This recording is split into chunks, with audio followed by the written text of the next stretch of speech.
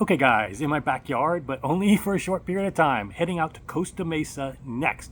But before I do so, wanted to get out this video because it has one of the most exciting things I've encountered this past year. A new budget standard for amplifiers could be on the way. Stay tuned.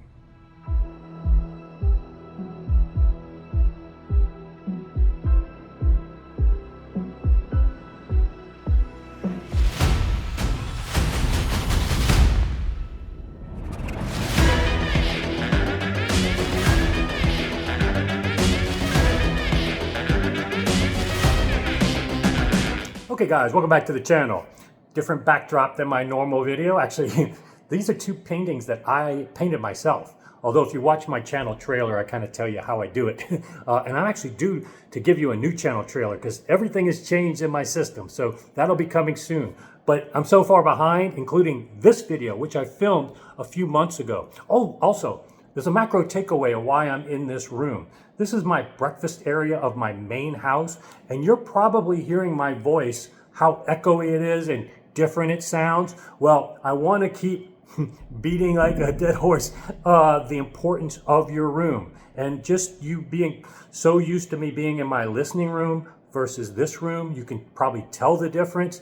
This is so important for you to address in your system. But I get it. Everybody likes the gear first. And to that end, this video is going to be super special because it involves a product that probably excited me, one of the top excited pieces I've encountered this year. And it has to do with a new amp that Steve McCormack has made. Now, if you've been a long-time follower, you know I've had Steve McCormack monoblocks for actually since the 90s, and I paid dealer distributor markup initially, but ever since then you could just send it back to him over the decades for whatever your budget allowed, for better parts, better improvements, new technology that he has discovered. It's been an amazing way to get state-of-the-art performance at the lowest possible cost, and that's what he's always been known for. However, he's become a confidant of mine for any kind of technical advice. He's seen and done everything, even done DSD recordings. He's made universal DVD players, multi-channel preamps, amps. He can do it all. So it's been very valuable having him as a resource these many years. And he's in my WhatsApp group too. But one thing that I've always asked him is, you know, what other people do you respect in the industry? And I remember this was way back before I even had a channel. He was very respectful of Tim DeParavincini of EAR. And unfortunately, Tim passed away. But Tim was the brains behind the Musical Fidelity A1 amp. That was my first amp. It was called British Fidelity back then, and it was only a $300 amp, but I think that piece alone, it was so good sounding that if it would have not sounded good, I probably would have got out the hobby. But because that was so good, I had it for so long when I didn't have much money, that kept me in the hobby for a long time until I graduated to Steve's amps and could upgrade. And so that was amazing. And then it got re-released, and you've seen me cover that on the channel a few years ago. I immediately bought the re-release. I covered it in Munich, where it still got the red carpet of all the products that Musical Fidelity makes. Much higher budget, they still roll out the red carpet in Munich for the A1, that model number, because it's universal, just an amazing amp, the best value for the money. As long as you got a speaker that can be driven by that power, it's a must-have, guys. You got to hear it. And in any case, that's a Tim DeParavincini design that Musical Fidelity used. However, they didn't do everything according to what Tim DeParavincini said, because there was a budget point back then. Tim DeParavincini, I've subsequently learned, was working on his own A1 cost no object build before he died. I don't know if it'll ever come out at this point, probably not. However, Steve was interested in that, and he's never done a Class A amp for the public. And so he has found that because Musical Fidelity A1 was so popular and universally, you know, a big seller, he found that the Chinese were copying it. And so he bought one of the copies just to look at the circuit design and see, you know, how well they did with it. And to his surprise, there were some things, the bones were actually quite good in it. And so he decided to modify it, see where they made the trade-offs, see where he could improve things. And in the case of his amp and this amp, it doesn't have the integrated amp capabilities. So it's got rid of the volume control, phono stage, all the things that if you need that, the integrated amp is great. And so the music for the A1, if you need an integrated amp, is perfect. But a lot of you guys don't need a preamp and phono stage. And so getting that circuit design in just an amp is what Steve was doing with this Chinese copy, modifying it, putting his own spin on it, and he created a version that he can sell at a quite economical cost now, because a lot of the prototypical costs that eat up most of the budget, the chassis and certain things, he can leverage from the Chinese version and then add value and still sell it at a price point that gives you much higher tier performance, and even better than the A1, because a little better transparency when you take out that volume control, the phono stage, and do the things that he's done in his. And so I was able to, I've given some hints in past videos that I had the prototype in my house. I used them with the Potpourri WR2s when I had those in my house, and they were phenomenal. I couldn't believe how well they drove that speaker. Bass out the wazoo. Now, a lot of that's because the Potpourri's super efficient, but once you realize he's got quite a bit of muscle behind this, I guess at this point we're going to call it the Steve McCormack A1 clone.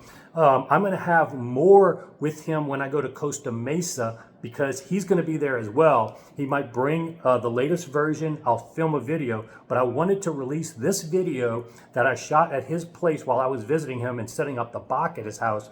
I wanted to release this video so you guys can get reacquainted with what I've been teasing, a little more info, a little more backdrop of why, what I'm explaining now, and then soon to be released to the public will be this amp.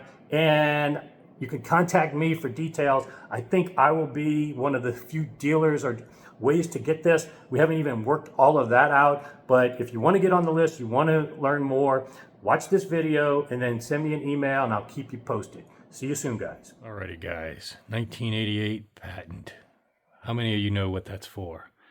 Bonus points if you know in the description. But I'm at Steve McCormack's place, and this is his test bench, well, his workbench, and yeah, we're in Vista, California, right. Visiting Rick Brown, Jim with the Acapella Spherons, and now the Alsavox Raffaellos, but had to come by because, number one, I was setting up the Bach for Steve in his reference room. Thank you again for that. Yeah, and his source points sound great with them, measure phenomenally. Even without the Bach, his room really measures great. Near field with the source points, tremendously good. But the Bach just makes them disappear. I'll have some videos on that in the future. But wanted to talk about, more importantly, the project I hinted at he's been working on. He's been semi-retired. It didn't take long for him to come up with something new, which is his Class A amp that is basically a derivative of the Musical Fidelity A1 that I've been a super fan of. And almost every review, I've talked about this many times, very rarely do you see reviews agree, but also the jargon that people use to describe the A1 is almost universal. It's just an amazing amp. And guess what happens? Chinese copy it. Yep, exactly. So anybody who knows me for part of my history will know that back in 1982, I started a business called the Mod Squad after moving back to California from Canada, where I'd been working on the Oracle turntable with Marcel and Jacques Liendo. But I came back, started my own business, and that business was based on modifying existing equipment. So there was a bunch of gear, especially quad amplifiers and preamps, and a lot of tone arms and Rogers LS35As. I mean, I developed modification upgrades for a variety of pieces of equipment, but that's really how I got my start. And then that all evolved into McCormack Audio, and I was doing my own designs. But since retirement, as Jason was pointing out, I'm always interested in what's going on. And Jason had brought up the Musical Fidelity A1, which he bought the new release of not so long ago. that's an integrated amplifier. But the Chinese have been cloning lots of amps, and I got interested in some of the early, relatively low power Class A amplifiers, and there's several of them, but they do this clone of the Musical Fidelity A1. So I got one in, and it's in this package, or started out life in this package. It doesn't look like this. And I was intrigued enough by it to start working on it. So what that led to ultimately was a very thorough rebuild, but within the original package. Mm-hmm. So I've done a lot of modification and upgrade work having to do with the casework, and including this piece I call my gravity base. This is 3/16 inch stainless steel that adds a great deal of mass to this faceplate. Much better connectors all the way through, wiring, and I've done circuit revisions, parts upgrades, very thorough overhaul of this amplifier to try to just bring out the best that it can be, but within this package, without developing a new chassis, without going to those lengths. It's still quite a bit of work, but the result is a very refined, nice sounding 25 watt per channel stereo amp, or this will be converted also into a 100 watt monoblock amplifier. So Jason's been prodding me on this project, helping to get it going, and he got to hear this on his potpourri speakers recently, and right. Liked the result well enough to be interested in possibly promoting. Number one, this I just had the stereo version. Yeah, this exactly. 25 watts. We're driving at the time. I had the WR2 potpourris, which are less efficient than even the hypersails, and these were doing great. I mean, I didn't miss any dynamics at all. Yeah, this, if you didn't know what you were listening to, any typical speaker of sensitivity 89 or up from there, you would not have any idea that this was a 25 watt amplifier. There's nothing wimpy sounding about this at all. And it would be very easy to fool somebody into thinking this was 100 watts or more. That's just how it comes across. So it's not going to be, everything for everybody in all circumstances, but nothing is. But also what you did was created this amp of exceptional performance at a relatively, you haven't come up with a final price point, but the stereo amp itself is going to be probably under 5K, even under that. Oh, yeah. It's going to be considerably under that. Even considerably under 5. I can do the monoblocks probably for about 5. That's amazing. All right. Don't hold me to it. I know. I'm about to say, you're going to get a lot of orders if you're going to do monoblocks. At this, let me just tell you guys, the stereo alone, if that's well under 5K, and also we added the Via Blue feet, and this gravity-based system that he puts on his megadollar, cost no object builds if you do modifications to his DNA architecture. And let me just tell you guys, you might like the Class A versions. Yeah, it's a little scratch there, but this is the prototype. Did I do that when I? No. But guys, I mean, if you like the Music Fidelity A1, let me tell you, taking out the volume control portion, this doesn't have a phono stage. This is a true stereo amp or monoblock. It's got all the sweet qualities of the A1, but even more detail. You ready? Yeah. Oh, there you got your blue light. Yeah. Now, we talked about going with my black and white theme, but blue is cool. Well, I got it, blue's an experiment. Okay. I thought it looked nice. I wanted to try it.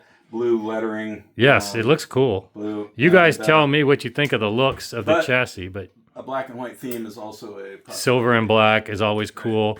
Doug has that silver and black with your monos.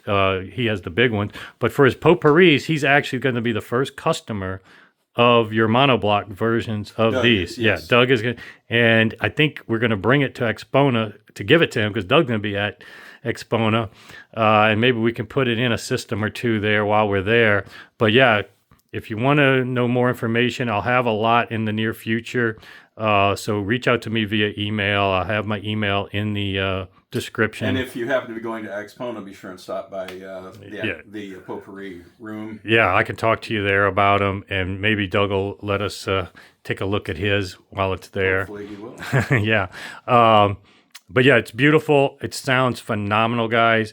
Definitely something exciting to look forward to if you're considering it. As soon as I get final aesthetics, I think the Via Blue footers look great on it. And overall, yeah, it's a form-fitting, form meets function with this. But you guys let me know on the blue versus It's a black. nice little package, but it's beefy. Beefy, yeah. It's not wimpy. And one thing that you did tell me about the internals from the Chinese. A lot of times Chinese get the bad rap. They actually sometimes are better than American made in a lot of respects. Well, I gotta say in this instance, fundamentally it was very well built to begin with. Mm-hmm. I didn't care for the sonics of how they did it, but the fundamentals were there, where I could work with that and come up with something that I'm willing to put my name on. I think it sounds pretty Yeah, and at a price point that you otherwise couldn't put your name on because you'd have to do the chassis. So Exactly. This is a case where, if you don't mind having the Chinese background in it, he's basically modified and done all the trade-offs that they took and modified it best, but still allows you to get that performance that otherwise would cost you a lot of money. That's why I'm so excited about it. Plus, I just love the sound, that sweet sound of the A1 amplifier. If you've never heard it, you should hear it. And now this is the better version to hear it if you don't need the integrated portion, the preamp and the phono. If you still need that, power. you can go get the A1, but the A1 is, almost $2,000. So yeah, this is a great option for people to consider. So I'll have a lot more information. Just wanted to give you guys a behind the scenes look. I'll have some B-roll footage as well. I'll put at the end of this video of some other cool things in Steve's house I think you'll like. Very good. All right. You don't see this every day. Steve makes his own distribution box and has sold these in the past. It's a much bigger version. You'll see that Rick with Hi-Fi One contracted him to build, but you rarely see these Bokino. This is the one end. Look at the other end. Crazy. And it sticks in the wall and holds in there, believe it or not. That's crazy.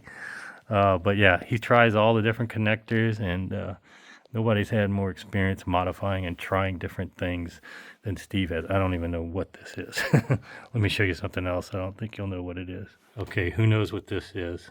I saw it in the backdrop of one of Steve's pictures, but yeah, he tries all kinds of stuff, and this is one of the craziest things I've seen. Can you read the what's written around the top edge there? You turn it. It says, oh yeah, SMC ground.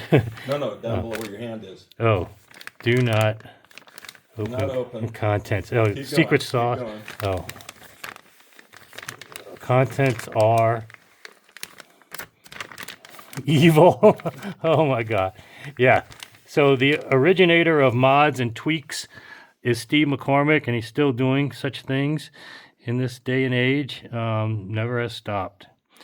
Really cool, but he's meeting all the tweaks and stuff with science, measurements, technology. You've seen the measurement stuff. You've seen he can do everything from, preamps, DACs, CD players, you name it. Anyway, cool visit today. Plenty more to come.